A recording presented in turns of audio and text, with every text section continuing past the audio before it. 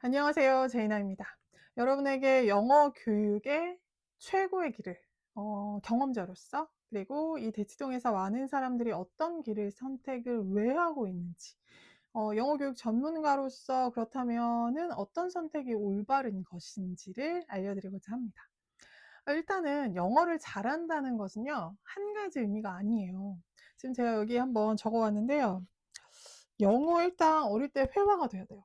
스피킹. 그래서 우리 아이가 조금 원어민 발음으로 스피킹을 할 수 있는지가 중요하고, 플러스 영장문, 라이팅이 또 돼야 돼요.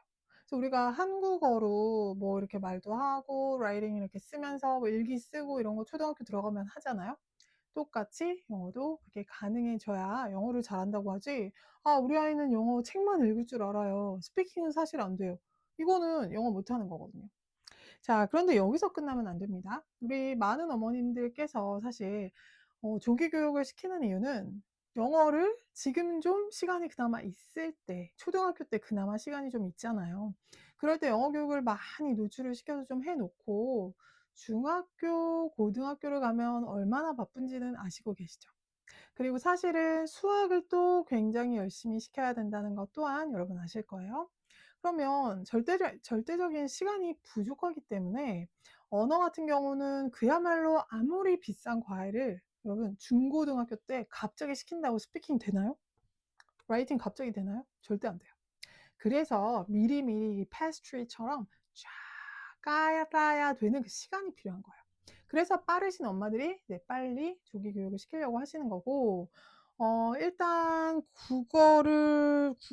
국어적인 개념도 들어가야 되고요. 그래서 회화 스피킹이 되되 수능 1등급, 나중에 중고등 가서 시험 못 치면 안 되죠. 문법 시험, 중학교 때는 문법 시험이 많고요.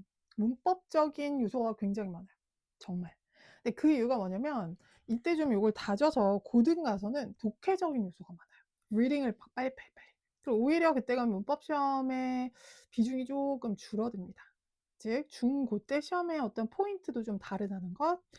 마지막은 이거예요. 글로벌한 인재. 우리 아이가 대학교 가서, 그리고 대학 졸업하고 뭐 대학원을 가든 회사를 들어가든 이 아이가 어떤 전문직을 가질 때 또 영어 때문에 발목을 잡는 일은 없어야 된다는 거예요.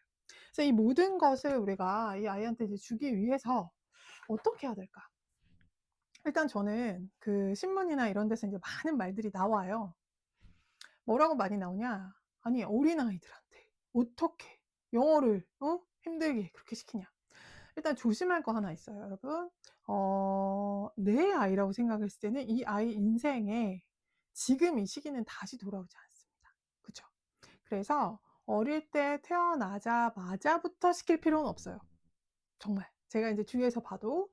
그리고 꼭 사세고시에 합격시켜야 될 필요는 저는 없다고 봐요. 사세에 영어를 꼭 잘해야만 이 아이가 지금 말한 것처럼 회화, 영장문, 수능 1등급, 나중에 글로벌한 인재가 된다는 저는 아니라고 보여요. 자, 그치만 그럼 영어를 그럼 안 시켜도 된다는 소린가? 아니에요. 저는 시켜야 된다고 말씀드려요. 근데 한 어느 정도부터 시키라고 하냐면 제가 보니까 한 4세부터 정도 아이들이 굉장히 똑똑해집니다. 물론 그 전에도 똑똑해요. 근데 한 4세부터 자기의 어떤 호불호가 이제 생기면서 미리부터 영어를 안 들었던 아이는 영어 듣는 거를 좀 거부하기 시작을 해요. 그래서 우리 어머님들께서 하셔야 될 건 거부하기 전에 영어를 굉장히 음악처럼 거부감이 들지 않게 하는 게 첫 번째 미션이에요. 기억하세요. 거부감이 들면 그 다음은 힘들어져요. 우리가 사실 영어는 저 같은 경우도 초등학교 6학년 때 ABCD를 배웠거든요. 괜찮았어요. 근데 그건 정말 예전 얘기고, 예전. 우리 어머님들 예전 얘기고요. 지금은 이미 옆에 있는 친구가 영어를 하고 있는 상황에 나만 영어를 못하면 기분이 나빠져요. 그리고 학원에서 일단 떨어지는 그 느낌도 좋지 않아요. 그쵸? 그래서 지금은 이제 그 상황이 바뀌었다는 것 조금 아시면서, 그리고 많은 전문가님들께서 하시는 말씀도 다 맞습니다, 사실은. 외교육을 위해서 나중에 시키는 게 맞다.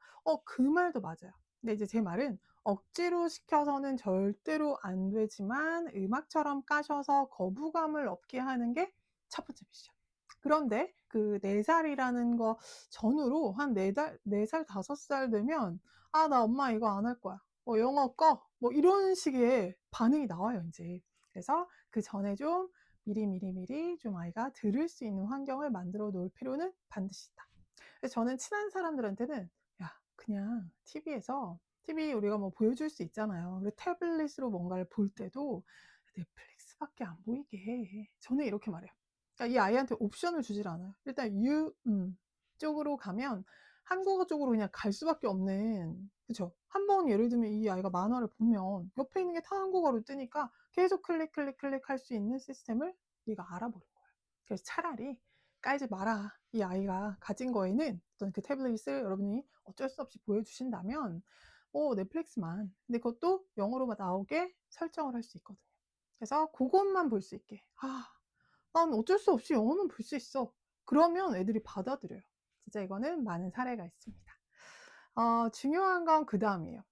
그래서 그 조기 교육이라는 개념보다는 먼저 아이들을 이렇게 노출을 시킨 다음에 우리 아이가 좀 영어로 책을 읽었으면 좋겠죠. 당연히 모든 어머님들께서는 옆집 아이는 읽는데 나만, 우리 아이만 못 읽으면 초조해져요. 자, 근데 한글을 언제 교육을 시키실 거예요? 한글 같은 경우도 아이들마다 굉장히 다릅니다. 빠르면 4세, 5세, 6세 이제 이렇게 쫙 이렇게 가더라고요. 근데 제가 주위에서 보면 또 한글을 늦게 뗐다고 해서 이 아이가 평생 수능 1등급이 안 나오고 국어를 못하지는 또 않습니다. 그래서 너무 어머님들께서 빨리 우리 아이가 딴 애보다 해야 돼 라는 생각은 버리세요. 자, 중요한 건 우리는 장기간 이렇게 길게 보셨을 때 방금 제가 아까 알려드렸던 길게 이게 돼야 되는 상황이잖아요. 우리가 빨리는 했지만 다른 게 안 되면 아무 의미가 없다는 거예요. 자, 그래서 그 시작은 그렇게 중요하지 않다. 하지만 4세 이후로 저 같으면 5세 정도부터는 살살 이렇게 한국어도 하면서 한글 교육도를 시키잖아요.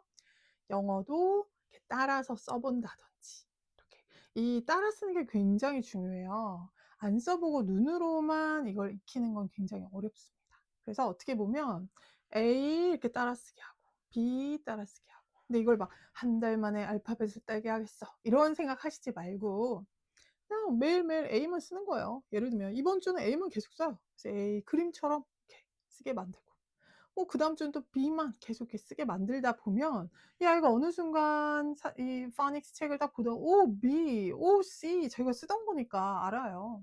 그런 식으로 살살 우리가 이제 노출을 할 시기 정도는 저는 4세, 5세 좋다고 봅니다. 그냥 그림 그리는 거랑 똑같다 라고 느끼게 하는 거예요. 영어야 이렇게 하지 말고. 6세부터는 저는 지인들한테는 이렇게 얘기해요. 6세부터는 시키자. 근데 이 시키자에서 굉장히 조심하셔야 될 게 있습니다. 빡세게 시키자. 아니에요. 아이한테 거부감이 들면 이거는 길게 갈 수가 없어요.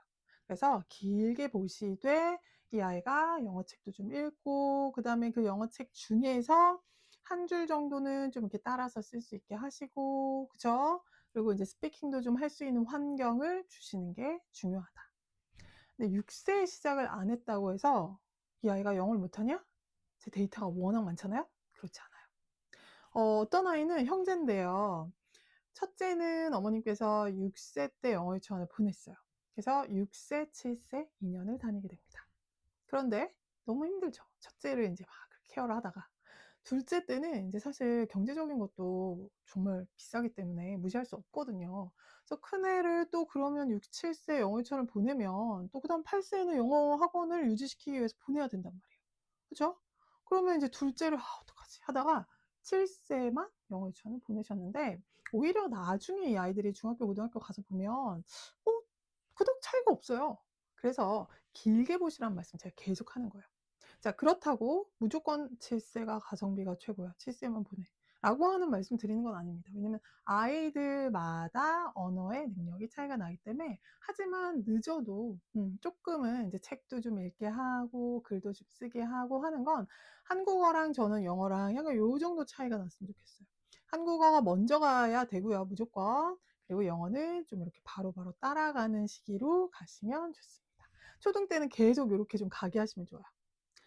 제일 나쁜 케이스는 뭐냐면 한국어 교육을 안 시켜요. 즉 국어책도 별로 안 읽고 그랬는데 그냥 영어 유치원만 보내가지고 영어 책의 레벨은 막 이렇게 올라가 있어요. 어쩔 수 없이 인제 3 년 차, 2년 차, 1년 차 하다 보면 이게 차이가 나야 되니까 그 영어 유치원에선 어려운 책들을 선정을 하거든요, 3년 차나 2년 차는. 근데 사실 정작 그 아이는 그렇게 두꺼운 국어로 된, 즉 한국어로 된 책은 읽어본 적이 없는 아이인 거예요. 그러면 숙제를 못 해내요. 숙제도 못 해내고 엄마랑 같이 싸우고 막 이렇게 막 답하다가 막 화가 나고 인제 같이 난리가 나는 거예요. 그러다가 영어를 싫어하게 됩니다. 그러면 제가 아까 말한 이게 가능해질까요? 절대. 그래서 괜히 그러면 애만 붙잡고 힘들었던 거예요. 돈만 어떻게 보면은 어 투자한 그 시간, 돈, 에너지 전부 다 날리고 아이는 영어를 싫어하고. 그래서 절대 그렇게 하시면 안 되고 살살살살 끌어당긴다.